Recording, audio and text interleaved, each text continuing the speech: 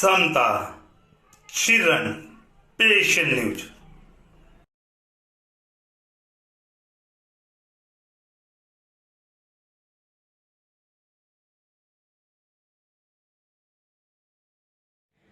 एक छोटा सा कार्यस्थल जिसकी संपूर्ण जवाबदारी अकेले ही वहन करना।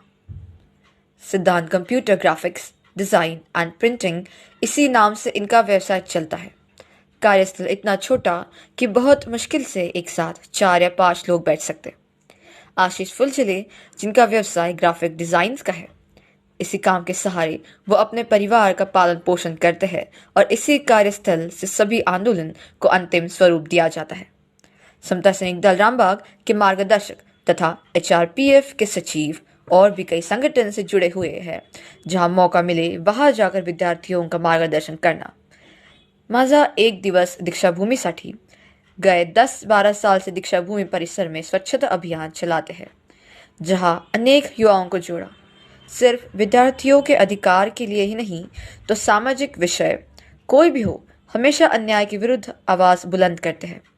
फिर चाहे मुद्दा सर्वसामान्य जनता से जुड़ा हो या रमाई घरकुल योजना, महंगाई, भ्रष्टाचारी, अन्याय, अत्याचार, सभी जगह उनकी उपस्थिति रहती है। एक RTI कार्यकर्ता कोई भी विषय हो, उसका पहले संपूर्ण गहन पढ़ाई करके फिर मजबूती से लड़ाई लड़ना। आशीष फुलझले जो आंदोलन हाथ में लेते हैं, उसे शुरू करके रुकने ही नहीं देते। तो जब तक उस विषय को न्याय ना मिले तब तक हार नहीं मानते हुए उसे जीता कैसे जाए ये निरंतर प्रयास करते हैं। युवा में नेतृत्व क्षमता तैयार हो, इसलिए अनेक वर्षों से आशीष फुलझले कार्यरत है। इसका परिणाम ये निकला कि आज उन्होंने अन्याय अत्याचार के विरुद्ध लड़ाई लड़ने वाले युवाओं की काफी बड़ी फौज तैयार की है। हाल ही में इन्होंने किया हुआ एक आंदोलन काफी चर्चा में रहा। शीतकालीन अधिवेशन में कृति समिति की ओर से निकाला गया मोर्चा का नेतृत्व करके लाखों विद्यार्थियों की रुकी हुई शिष्यवृत्ति जानकारी शासन प्रशासन को दी। परिणाम स्वरूप मोर्चे के 15 दिन पश्चात ही उनको शिष्यवृत्ति से वंचित विद्यार्थियों के खातों में पैसा जमा हुआ। ऐसे अनेक कार्य उन्होंने किए।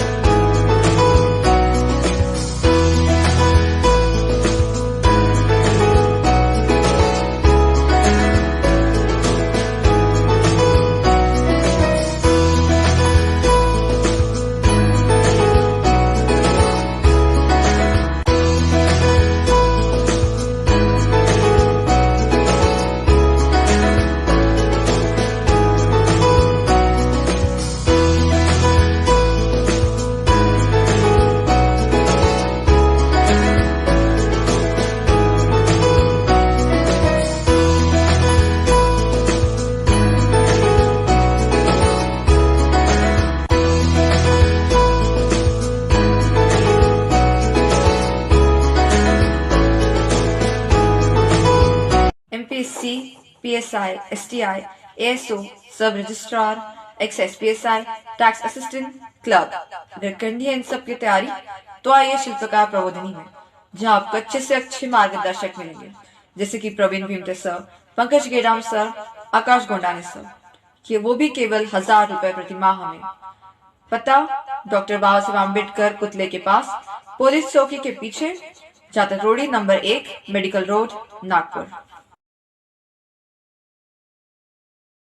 मुलाकात विशेष व्यक्ति से की सीरीज तले आज हम मुलाकात और सवाल करने आए हैं ऐसे शख्स से जिनकी पहचान विद्यार्थी मित्र के तौर पे होती है। तो चलिए समय न गवाते हुए हम मुलाकात और सवाल जवाब का सिलसिला शुरू करते हैं। फुलझले जी, सबसे पहले आपका हार्दिक अभिनंदन जो आपने विद्यार्थियों की शिष्यवृत्ति के लिए शीतकालीन अधिवेशन में मोर्चा लेके गए थे और जो आपकी मांगे थी वो पूरी हुई। कम से कम 3,75,000 लगभग 4 लाख विद्यार्थियों के बैंक खाते में मोर्चे के 15 दिन बाद ही शिष्यवृत्ति जमा हुई। तो इस पर आपकी पहली प्रतिक्रिया क्या है?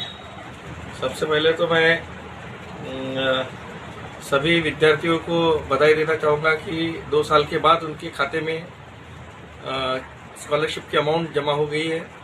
दूसरी बात यह है कि पिछले 2 साल से बच्चों के खाते में स्कॉलरशिप न आने की वजह से बच्चों के डॉक्यूमेंट्स होल्ड किए जा रहे थे, बच्चों को अगले उच्च शिक्षा के लिए प्रवेशित होने से वंचित होना पड़ा और बहुत से ऐसे बच्चे जिनको नौकरी लगने वाली थी लेकिन डॉक्यूमेंट्स न होने की वजह से उनकी नौकरी भी हाथ से गई।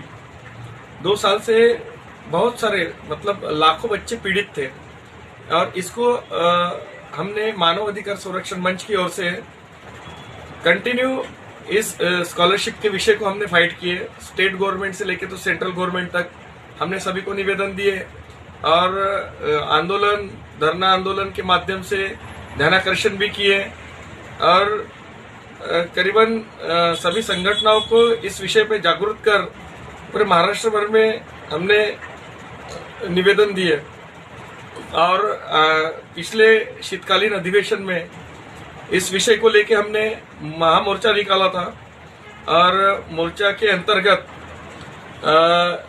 हमारे को यानी उस मोर्चा में बहुत से लोग सहभागी हुए, अलग अलग संगठनाएं भी उसमें सहभागी हुई। उसके अंतर्गत हम गुलाबराव पाटिल साहब से मिले, उनको इन सारी चीजों का ध्यानाकर्षण किया और उसके अलावा जो विरोधी पक्ष के जो नेता लोग थे उनसे भी हमने इस विषय को लेके, इस विषय की गंभीरता को लेके बात की और उनके माध्यम से सदन में एक क्वेश्चन उठाने के लिए हमने उनको वहां पर भी हमने उनको बोला कि आपके माध्यम से एक प्रश्न उठना चाहिए। तो दूसरा एक और ये भी था कि सुप्रीम कोर्ट में पिछले 2 साल से सेंट्रल गवर्नमेंट की स्कॉलरशिप के विषय को लेके केस डाली हुई थी स्टेट गवर्नमेंट ने। तो वो केस पिछले दिसंबर महीने में वो केस उस केस का रिजल्ट लगा और केस का रिजल्ट वह शासन की ओर लगा, महाविद्यालय की ओर नहीं लगा। तो उसमें यह कहा गया कि स्टूडेंट के ही खाते में सेंट्रल गवर्नमेंट की जितनी भी स्कॉलरशिप है वो हो जाएगी। तो उसका रिजल्ट लास्टली ये हुआ कि अभी कुछ दिनों पहले बच्चों के करीबन 4 लाख बच्चों के खातों में ये जो उनकी 2 साल से जो रुकी हुई स्कॉलरशिप थी 60% वह अभी जमा हो चुकी है। आपने इस मोर्चे की तैयारी कैसे की थी और शीश होती ही क्यों? एक्चुअली पिछले 2 साल से बहुत से विद्यार्थियों की कंप्लेंट्स हमारे पास आ रही थी। मानव अधिकार संरक्षण मंच को करीबन हजारों कंप्लेंट्स मिली पूरे महाराष्ट्र से। तो वह जो कंप्लेंट्स हमारे को मिली तो उस कंप्लेंट्स को आधार बनाकर हमने सोचा कि कुछ पूरे महाराष्ट्र में इस महाराष्ट्र शासन को इस बात से रूबरू कराया जाए। इसलिए हमने सोचा कि जो शीतकालीन अधिवेशन जो था उस अधिवेशन में हमने बड़े पैमाने पे मोर्चा लेकर सरकार का ध्यानाकर्षण कर शिष्यवृत्ति का जो विषय था वो निर्णय में आने को होना, इस हिसाब से हमने मोर्चा का आयोजन किया था। सुना है आप विद्यार्थियों को उनके पढ़ाई के अधिकार क्या है ये समझाने काफी दूर दूर तक जाते हो, तो इस प्रवास का खर्चा आप अपनी जेब से करते हो और जहाँ जाते हो उल्टा आयोजक को ही आर्थिक मदद करके आ जाते हो। ये सब हो कैसे पाता है? आप आयोजक से पैसे, प्रवास के पैसे क्यों नहीं लेते? मैं समाज में अगर काम कर रहा हूँ तो ये मेरी सामाजिक जिम्मेदारी है और अगर मैं बाबा साहब का अनुयायी हूँ तो ये मेरी जिम्मेदारी है, ना कि मैं समाज के ऊपर में उपकार कर रहा हूँ। अगर मुझे कुछ नॉलेज है तो मेरे नॉलेज का सभी लोगों को फायदा होने को होना और उसके माध्यम से अगर समाज का हित उससे साध्य होता है तो मैंने वो चीज पूर्व प्रथम करना चाहिए। इसलिए मुझे जहाँ पर भी बुलाया जाता है, अगर कैडर हो या भाषण का कोई सेमिनार हो, वहाँ पर भी अगर मुझे बुलाया जाता है तो मैं वहाँ खुद होके जाता हूँ, क्योंकि मुझे ऐसे लगता है कि जो मेरे पास नॉलेज है वो सभी को नॉलेज मिले और उसकी वजह से लोगों को लाभ मिले। और मैं जब भी जाता हूँ तो मेरा माइंड सेट है, क्योंकि मुझे ऐसे लगता है कि जहाँ मैं अगर किसी को नॉलेज देने जा रहा हूँ या कुछ करने जा रहा हूँ तो ये मेरी वैयक्तिक जिम्मेदारी है कि मैं अगर समाज का घटक हूँ तो मैंने ही खुद के पैसे से वहां जाना चाहिए मैंने वहां पर मैं अपने वक्तव्य रखना चाहिए, और मैंने आयोजकों को धन्यवाद के रूप में उसमें उनको जो खर्चा हुआ है तो मेरी तरफ से एक छोटी राशि उनको मैं मेरी तरफ से देना पसंद करता हूँ। पता चला है आप सीनेट चुनाव में 70 वोट से पिछड़ गए थे, तो क्या आपकी ये लड़ाई उन 70 वोट के लिए जो आपको कम मिले थे और आने वाले चुनाव में आपको पूरे वोट मिले, या अन्याय के लिए लड़ाई लड़ना आपके स्वभाव में है? इलेक्शन तो आते रहेंगे जाते रहेंगे।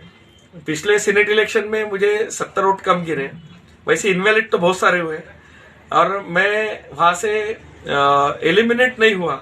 एक विशेष बात रही है कि मैं एलिमिनेट नहीं हुआ। अब 70 वोट कम गिरे उसके लिए मैं किसी को दोषी नहीं मानूंगा, क्योंकि हो सकता है मैं कहीं ना कहीं कम पड़ गया हूंगा। और इलेक्शन एकमात्र हमारा उद्देश्य नहीं है। सबसे पहला हमारा उद्देश्य ये है कि समाज में अगर कोई समस्या है और उस समस्या के लिए अगर हमें नॉलेज है या उस समस्या को सुलझाने का अगर हमारे में वो जज्बा है, तो हमने उस समस्या को लेके कहीं ना कहीं हमने रास्ते पे उतरना जरूरी है, या न्यायालय को हमने न्यायालयीन लड़ाई लड़ना जरूरी है।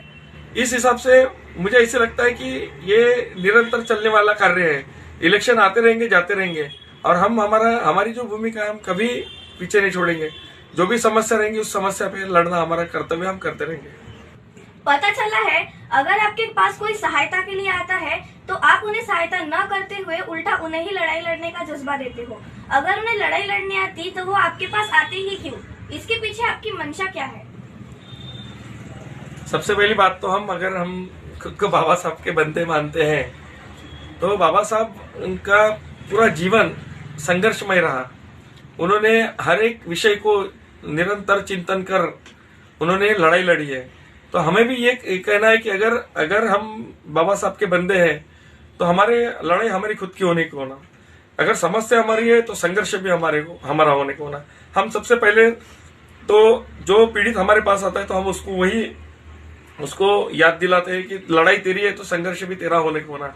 हम मार्गदर्शक के रूप में रहते हैं। वो जहां पर भी कम गिरा हम उसके पीछे में साए की तरह खड़े रहते हैं। और हमारा उद्देश्य यही है कि बाबा साहब का बंदा किसी पे डिपेंड ना हो, उसकी लड़ाई वो खुद लड़े। चर्चा है जिन अधिकारियों से आपके संबंध अच्छे होते हैं आप उन अधिकारियों से भी लड़ाई लड़ते हैं, मीडिया में उनके खिलाफ लिखते हैं। क्या यह आपके सर्वांगीण विकास के लिए बाधक आत्मघाती नहीं है क्या? सबसे पहली बात तो एक विभाग का कोई अधिकारी होता है तो वो विभाग का अधिकारी होता है, समाज का नहीं होता है।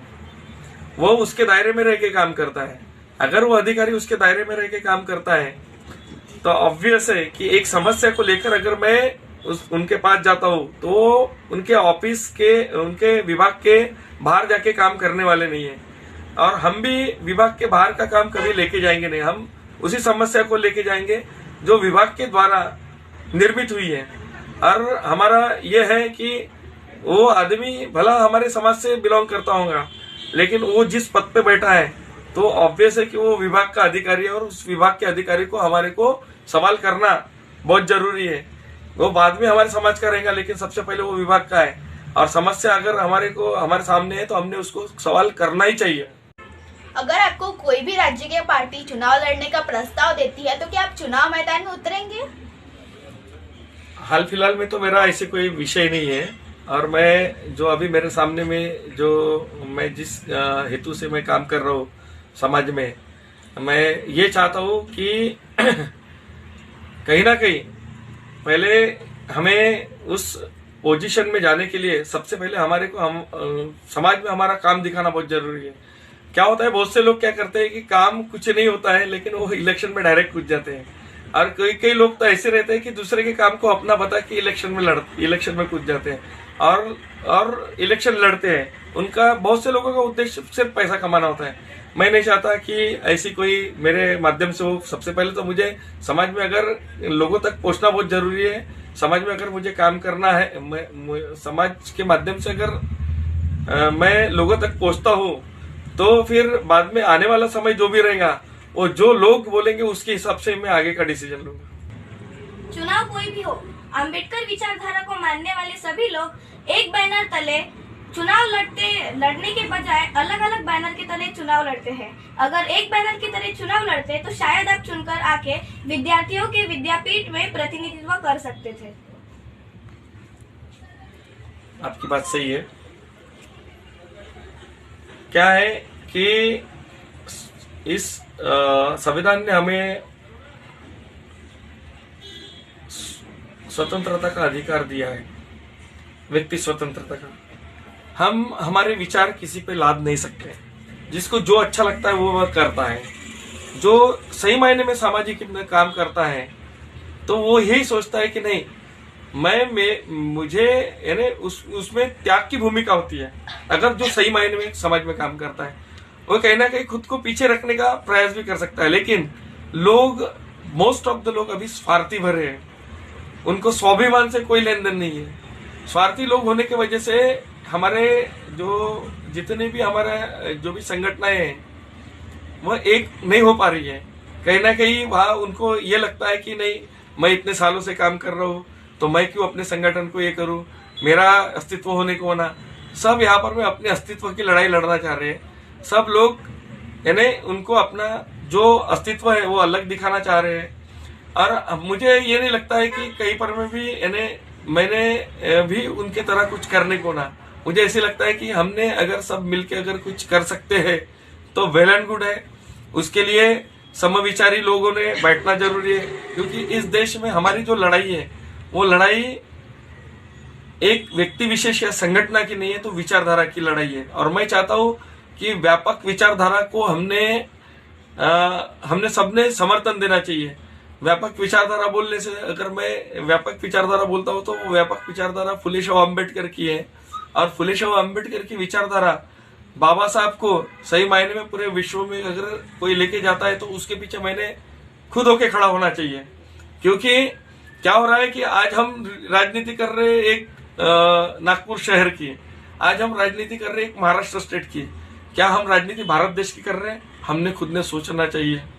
क्योंकि हमें अगर हम बाबा साहब फुले शाह अम्बेडकर की अगर बात करते तो हमारा ये जो मिशन है ये पूरे भारतवर्ष में हर स्टेट में, हर राज्य, हर स्टेट में, हर शहर में और हर गली में जाने को होना, तो ही हम सही मायने में हम भारत में हम अपने अस्तित्व को बना पाएंगे। एक आखिरी सवाल, फुलझले जी, विद्यापीठ सीनेट पे आप काफी कम वोटों से पिछड़ गए थे, तो आपके कारण विद्यार्थियों तक नहीं पहुंचे थे, या फिर आपकी चुनाव लड़ने की यंत्रणा कम पड़ी थी? मैं तो वैसे 15-20 साल से काम कर रहा हूँ। मैं जब काम कर रहा था तो मुझे कभी ये नहीं लगा कि मैं जो काम कर रहा हूँ मैं समाज पे उपकार कर रहा हूँ करके। मुझे ये लगा कि ये मेरी ड्यूटी है जो बाबा साहब ने मुझे दी है। तो मैं उस वक्त से काम कर रहा हूँ। मैंने बहुत सारे काम किए, लेकिन मैंने कभी ये नहीं बताया कि मैंने ये काम किया वो काम किया, क्योंकि मैं नहीं चाहता हूँ कि मैं ये जो काम कर रहा हूँ तो मैं समाज के ऊपर में उपकार कर रहा हूँ करके। ये मेरी जिम्मेदारी थी।